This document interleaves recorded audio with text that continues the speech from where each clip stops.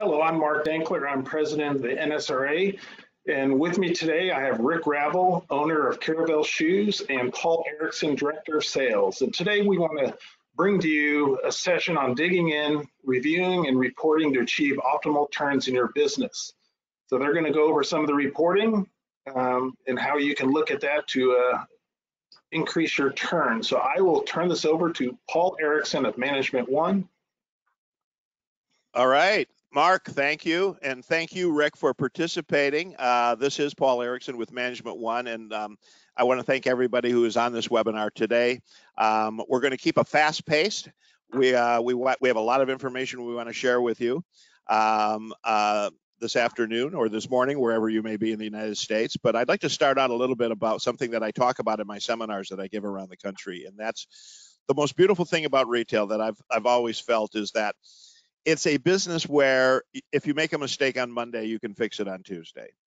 And that is something that I think a lot of great retailers have learned, that, you know, if we know how to fix the mistake, those mistakes can be solved very, very easily. And I would like to move a little bit to what's just happened. You know, I've often said over the last several months, I think there's a lot of retailers that are suffering from post-traumatic stress disorder, the same disorder that our troops have when they come back from Afghanistan and Iraq, where we've just gone through an amazingly difficult time, a very stressful time.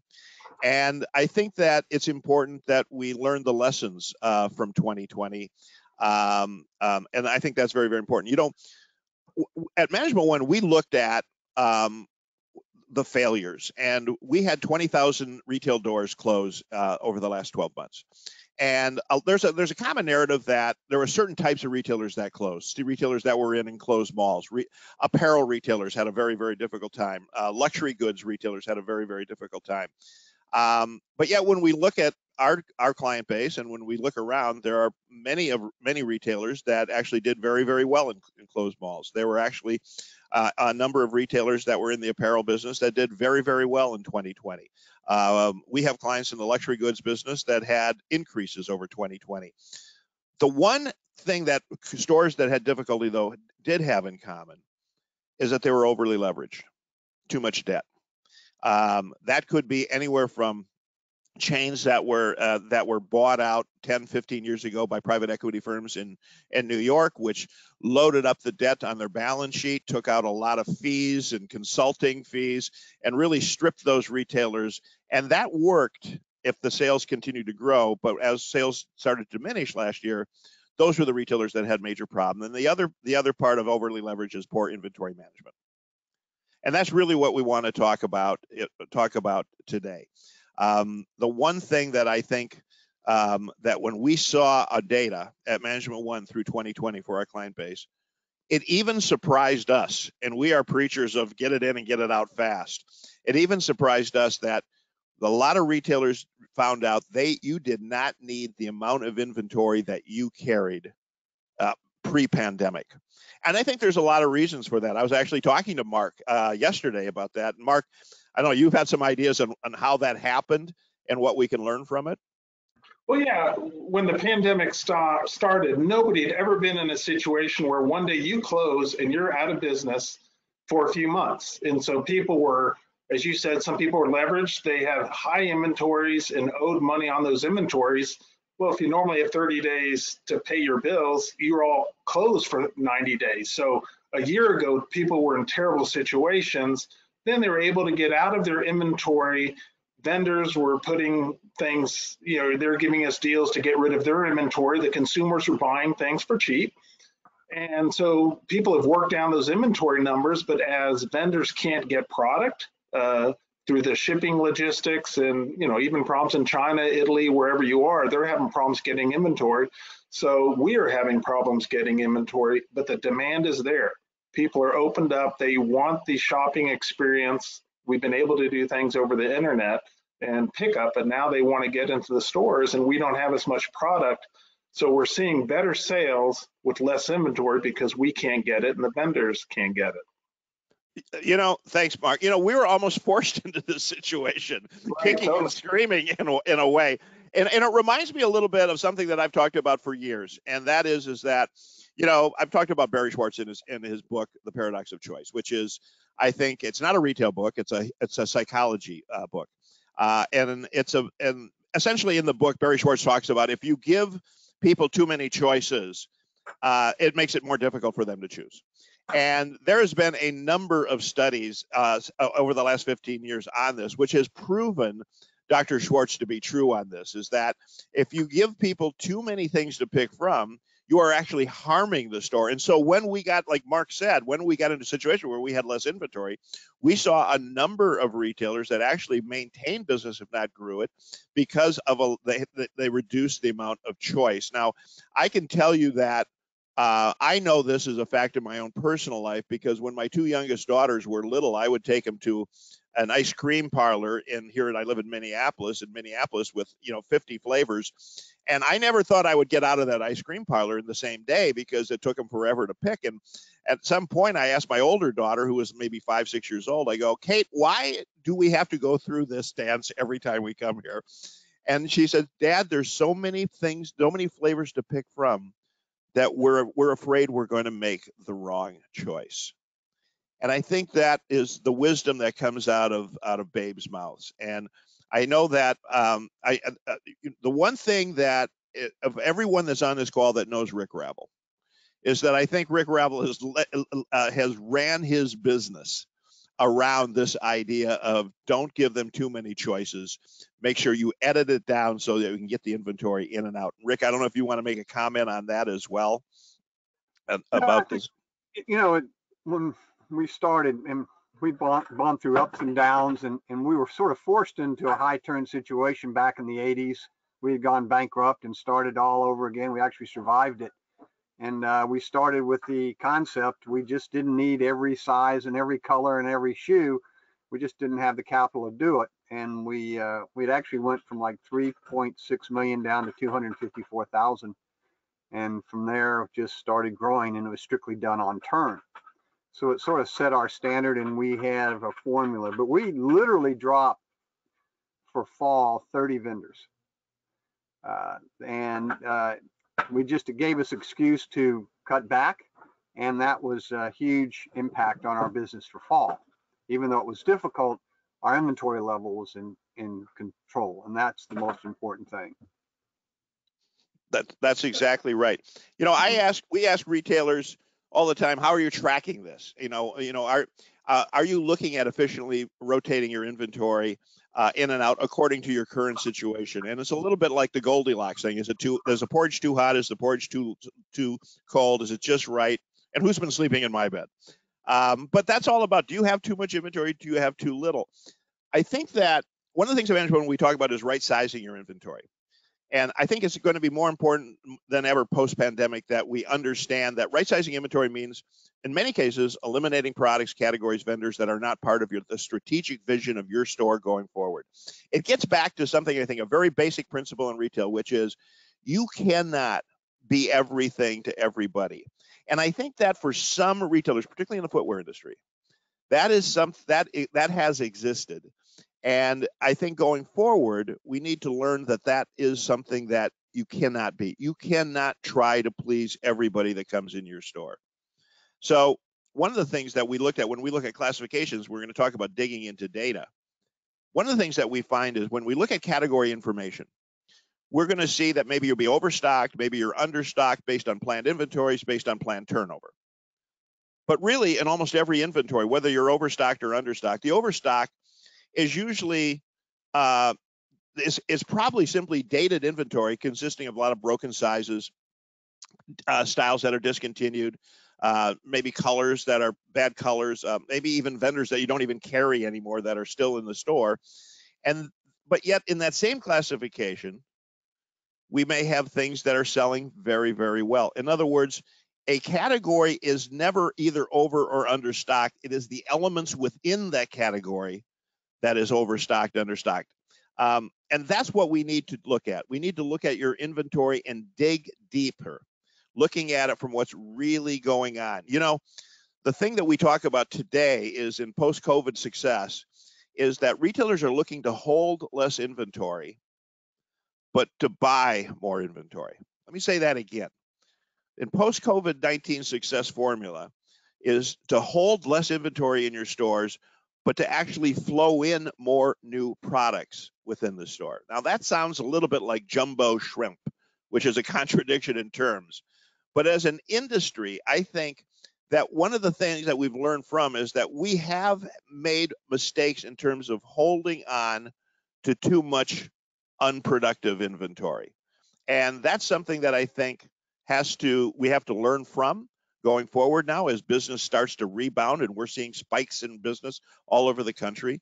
So it's all about understanding that. It's all about maybe how you react to maybe how you take markdowns in your store. Rick, you've always turned your inventory very, very quickly, and you've done it very, very efficiently. And I think that and I think part of that strategy is that we have to admit a mistake. And we have to admit that maybe, okay, we did something we did wrong. And the key, of course, that I've always said is when you know you have a markdown, the key is not only to take the markdown, but to learn from it. Why didn't it sell so we don't make the mistake again? Yeah, my dad taught me years ago that your first markdown is your cheapest markdown. And I think that's very, very important in understanding. When we have a formula that has worked for us and we follow that formula and have for years, when we literally look at every category, we look at every shoe.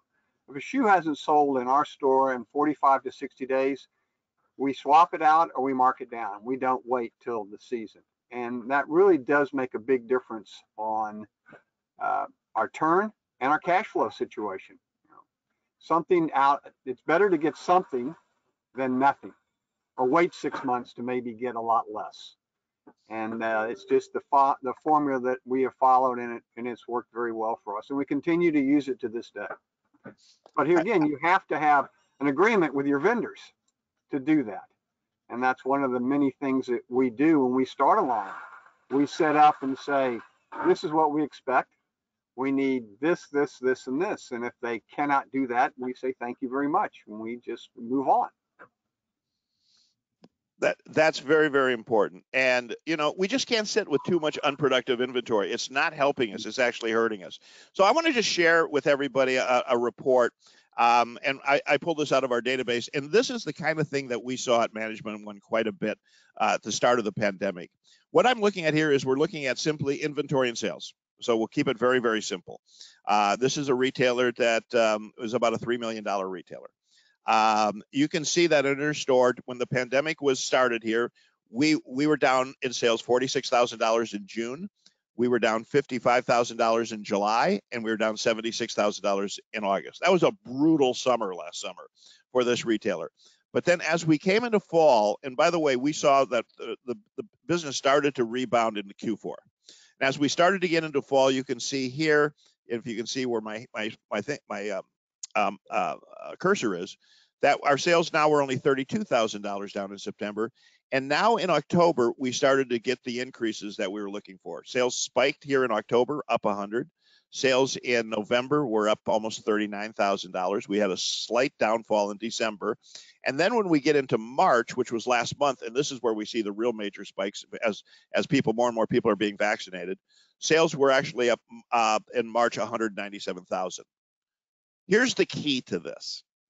Look at their inventory positions. Yes, they started to reduce inventories as we get into the summer. They had to. Business was down. You had to reduce inventories. And as Mark said, in some cases, it was a supply chain problem. And in other cases, maybe there wasn't a trade show we could go to and the product wasn't available. But as the inventory stayed below 300,000 below the year before, the sales now started to increase. And this is exactly the example that we kept seeing over and over and over again.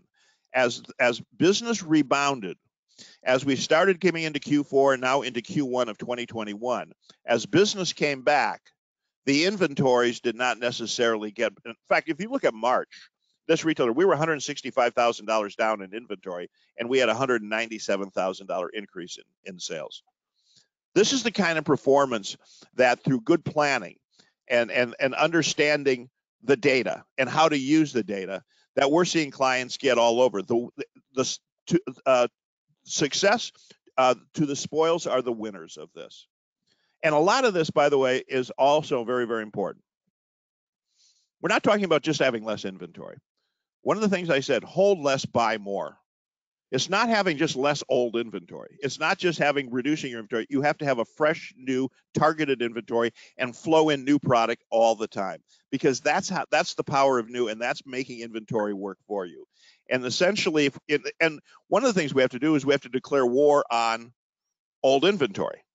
Now, a lot of retailers that I know will take and they'll pull, like, say 9 months ago, they'll go into their POS system and they'll say, I want to see all my SKUs. I want a listing of all my SKUs that were there back 9 months ago, which would have been, August of last year, that were still there today, and it's now May. And they will list those SKUs out. And that's one way to look at it. Another way to look at finding problems in inventory is a different way, which is this report, which at Benchmark is a class performance report. And what you see here is in their accessory business, they do a pretty decent jewelry business. So what I've done is just highlight the key things. And again, you don't need to look at all the data. You need to know what you're looking for. In this case, our jewelry business represents 22% of our accessory business in this store. That's their sales. So our inventory, though, is 33%, 32.99. Here's the key number that fits these two together. In terms of what's come in over the last 6 months, only 18% of new goods flowed into the store that were jewelry. This is a problem. This means 22% of sales, 33% of inventory, 18% new. This is the kind of thing that we've got to guard against, the buildup of old, dead inventory and not reacting to it. And suddenly we're buying less new and sitting with too much old. And this would be a key report to run in your POS system, because you cannot have inventory health without understanding this and not understanding merchandise planning. So I just want to go through a little bit about, people talk about open to buy and forecasting and budgeting and what that is. And I just want to go through 4 key points. And then I'll ask Rick, who's been using a planning platform, I think, his entire life, to just kind of sum up a little bit of how he does it. But essentially what we're talking about is getting you through planning your cash flow. Ultimately, what merchandise planning is, because merchandise for the typical shoe store represents anywhere from 45 to 55% of your cash outflow, that a good open to buy helps guiding you to help you increase your cash flow. Number 2, it's not just the budget. It also we should be looking at risks and opportunities, which we're also going to be talking about on this webinar today. It also means achieving goals. Goal setting in life is critical. Setting goals and achieving goals is everything. If you don't have goals, any road will take you to where you want to be, because you don't really know where you want to be. And that last part, which is the structure, a structure around your inventory investments. And that is also something that can really make a substantial difference in terms of your cash flow, your growth of your business, and your bottom line. And Rick, I don't know if you want to, Rick Ravel has been using merchandise planning, I don't know, Rick, decades, I think. And I think I started with the TRS 80. And by the way, that's right. And just so everyone understands that Rick is older than me. That is correct. And that has been always the case, interestingly. A little bit. Yeah, I think one of the things that brought us to management, we had actually signed contracts from a predecessor who we were doing business with and never put it together, and then started with a merchandise plan. And the reason was we brought in Richie Sainer, who was working for somebody else at the time. And, he said, well, where's your inventory? And I said, what do you mean? He said, well, it's either usually in your garage or in a warehouse or something else. Where is it? I said, this is it. I said, our problem is cash flow. It's always, we're borrowing from the previous next month to put merchandise in for this month. By the 15th, we had already used up our open to buy, and we're starting, the buyers were using the next month's open to buy. So they got us really structured, and we really made some tough decisions and got rid of a lot of that dead inventory. And we came with the philosophy that our women's business, we want our turnaround 4 times. And people said, well, you're losing business. and I say, let's think about that. What does a 4-time turn mean in days? 90 days, 4 times, 91 point something. That inventory is sitting on your wall for 90 days. When do you have to pay for it? 30, 60. Initials are a little longer maybe, but those fill-ins. Well, that just doesn't make sense. Well, thanks, Rick. That was, I think, was that in mid-sentence? Yeah, that was something. We're having some work done here. So, you know, and it really does. If you go with that philosophy, it really forces your inventory down. Now, the philosophy also was that when we switched over to Management One, oh, sorry, here again. Daniel, could you give me just a minute? Bottom line is that the other system was you got once a month report. And what we found with Management One was not only did we get the first, we did the 15th, we do it weekly, and the data is updated. So we actually look every week at what our open to buy is. When I was doing it manually, it took me like 3 weeks to get it done, and boom, we ran into a problem. So with that philosophy, it enabled us to look at what was going on at the time and also what the future looks like.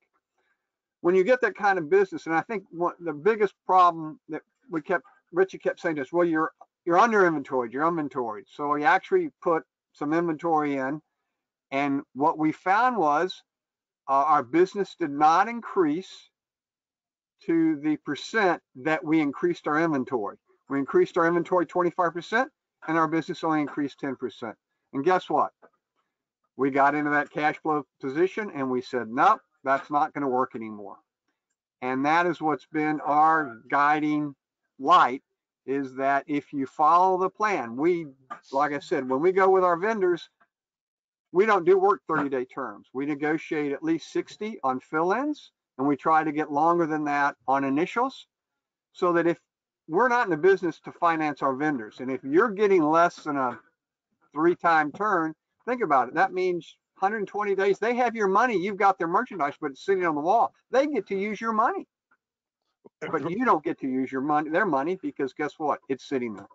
Rick, So Rick, I'm glad you brought up vendors, because that's very, very important, because I don't think anybody goes out and intentionally overbuys. I really don't. I think that most retailers are out there just buying what they think is the right amount, and they're very, very careful, but they don't use a really good base of data and information. I believe that a lot of this overstock condition that we've seen pre-pandemic had to do with a bloated vendor matrix. And I think that's true in all retail verticals, and I think it's particularly true in the footwear industry. And one of the things that we think is so very, very important is this scorecard.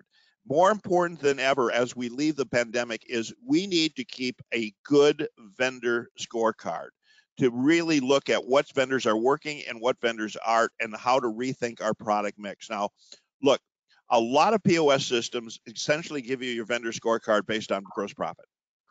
And that can be, and what we're going to do next month, and I know Mark is going to share with you a little bit about what's coming in terms of the next few months in terms of these webinars.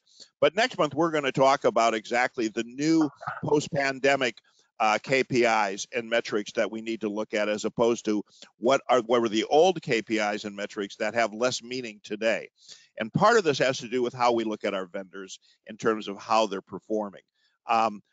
We have, if you go on our website at management-one.com, and there's a free download of a vendor performance scorecard that you can use and plug in your data on vendors. Now, why is this different than what you get off your POS system? The POS systems essentially give you margin, and that's it. Well, margin can be very, very misleading. You can have a great margin on a vendor if you never take a markdown, correct? Some will give you turn rates, and that's better. Then you're getting better information. But one of the things that we put into this POS and into the data you get from your POS for your vendors is cash flow. That is going to be something that you need to look at in the future. Are we buying too much from that vendor every season? Are the amount of inventory carryover or unsold inventory growing at the end of every season? Or which vendors are we selling out of right away, and we're constantly looking to fill in with a varying degree of success? And so I would urge everybody on this call to go to our website and download that, and it'll help you look at vendors, I think, a little bit with a different view than you had in the past. We do a lot of vendor planning at Management One. And Mark and I talked about this particular one. This vendor will go unsaid, Mark, correct? But we will not say who this is or who this retailer is. But we found something. I found something that is a very extreme example of how we need to look at our vendors and know exactly how much are we buying and how much are we selling. Now, let me explain this. This is a vendor, and let's look right down here. The last sales over the last 6 months in this vendor were $68,000. If you can see that down there, that's how much we've sold over the last year. You can see what we sold last quarter, the last 2 quarters, and the last year. Now we go over here and how much we bought. We bought $89,000 at retail, $55,000 at cost. Very low markup, 43%. $55,000 at cost to $68,000 at retail. Ladies and gentlemen, that's an 80% cost of goods purchased. You notice I said cost of goods purchased, not cost of goods sold. And so right there is a key metric to start looking at your vendors in this case. And in this case, you're not even being able to pay for them. Of course, whatever the reason is, this retailer is, you talk about, the vendor's better next season, I'm going to double down. Well, in this case, he went, what is that, Mark, quintuple down? He has $391,000 in a vendor that for the last year has $68,000 in sales. And I know, Mark, you've got some strong feelings about that type of thing of vendor performance and looking at vendors. Well, if you're getting into a vendor that's the hottest one and you were able to get in on that brand, but this is a mature vendor, so you're not going to get that type of growth with a buy plan like that. Very, very aggressive. If you have the latest, we all know the brands, and I don't want to get into brands, but there's certain ones that if you want to get in big ways. But to get a brand like this, that's a mature, and when I say mature, I said they've been around forever. And they're consistently good. You don't want to increase your sales that much. You're going to be stuck with way too much inventory. That's right, Mark. And look, even if this wasn't this is a crazy number, by the way, everybody, just so you know. I looked at that, I shared it with Mark, and Mark and I just looked at it, we go, what? But it is a true number. But it is a true number. It is a true number. That's exactly right. But even if this would have been 100,000 on order, remember, we sold 68,000 the last year. We bought 90. How much better can it get? This is the way we need to look at our vendors, not just margin. And actually, quite frankly, not just turn, but looking at our purchases against our sales. Could we pay for the merchandise? Do we have too much carried over? And how are we buying it for next? Have we learned from that for next season? And I know this is extreme, but I thought it was a pretty good example of things that can happen, not just within the footwear industry, but quite frankly, within all verticals. The other thing too that I want to talk a little bit about, and I'm moving fast because I'm cognizant of the time. But speaking of time, everything should be in real time. When trending and hustle, we talk about is how are we trending, what's performing, what's struggling, and how quick are we to react. And so the reporting that you're looking at, you need to be looking at on a regular basis. So let me share with you what we call at Management One an inventory action report. So we can see women's casual sporting right here, our plan, our goal, and by the way, again, what is important? Having sets of goals for each category. What should we be selling? Our goal in women's casual sporting is 37,500. Our trending right now, based on the time of the month, we should end up the month at 37.9. Our current inventory is 226. Where's our plan? About 200. So that's planned inventories and actual inventories, everybody, is a little bit like hand grenades and horseshoes. We just got to get close, and that's pretty close. But now we look at some problems. For example, here's women's sandals and thongs, where our goal was 103,000 this month, and this is May. This is this month, and right now we're only trending to sell 49,000. Why is that so bad? Why is that? Why do we have bad inventory? It's May. Has it been cold? Has it been a weather issue? No. We should have a $500,000 inventory right now, as of last night. Our inventory, 198,000. The same is true with women's athletic. Women's athletic, our sales trends 127, 109. And here again, though, we are actually under inventoried by $100,000. The next question you need to have is, if I'm so under inventoried in women's thongs, how much do I have more coming? I've got 80,000. Do I need to buy more? Yes, because of the trend, 88,000 more.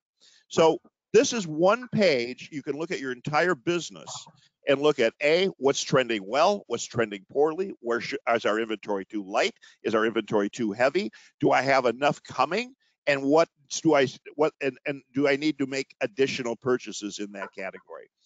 This is all about this whole idea of looking for diamonds in your backyard. You know, the whole diamonds in your backyard thing started from a guy named Russell Conwell, who wrote a book called Acres of Diamonds. And the central idea of the book was that we don't need to look elsewhere for opportunity or fortune. The resources are right there in our backyard. And I think that is so very, very true when it comes to your data, because a pickaxe to unearthing diamonds is as data is to unearthing your business opportunities. And so if you look at, for example, another report that you could build in your system, we have it within Management One, we take a look at hiking against casual. Well, the first thing we see is that our sales, our April results in sales, we sold in men's casual 8660, but in hiking we sold 21,957. So 66% of our business in men's shoes last month was in hiking, 26% was in casual. Now here's the inventory, exactly the same. So in hiking, which we do 66% of our business, our inventory is only at 45%. Casual, we only do 26% of the business, inventory is at 48%. So this is, again, a very, very simple report of analyzing. I'm trying to get everybody to not look necessarily at just margin, but looking at balance. How much inventory do we have against how much we're selling? And then dig deep down.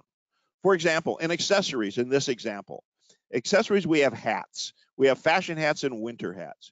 Well, you look at our sales trend. Our trend in fashion hats is 54.94, which we're trending to do this month. In winter hats, it's only 34.54. But then look at the inventory. In fashion hats, we're trending to do over $5,000 in sales. Our inventory, 6. You think we're going to be out pretty quick? And while in winter hats, we have 13,000. If you want to look at apparel in this case, if you look at just skirts and jeans, they're both sales to date are about the same. But look at the inventory. We have $11,000 in jeans, and in skirts we have less on hand than we actually sold last month. Do you think we've got too much in one category and not enough in another? The idea of going down and digging, using that pickaxe to go down and into your data and dig deeper, not just at the category level, at the subcategory level, and know what to look for. We're not looking at margin here. We're looking at inventory to sales. Inventory to sales. Is it too high? Is it too low? And it's all about leveraging data, because data has no value unless you can be turned into useful information and making decisions. And it really is about, in many cases, what data are we talking about? That to me is really, really the key. I don't know, Rick, if you want to jump in a little bit on that. I know, and Mark, I wanted you to jump in here too, because one of the things that you mentioned to me is the importance of future buys in the footwear business right now. And that's why it's an open to buy. And why is open to buy important? Well, it's not just to look at what's happening right now. It's also to make your commitments in the future so they're in the right quantities, coming in at the right time. And that is something that I think both Rick and Mark, you can address right now, the importance of maybe placing orders in the future, be more aggressive in that. Well, I'll start with that first. There's a lot of vendors that do plan out. And if you're not, I've read through, and I have lots of people calling and saying, oh, I was doing this.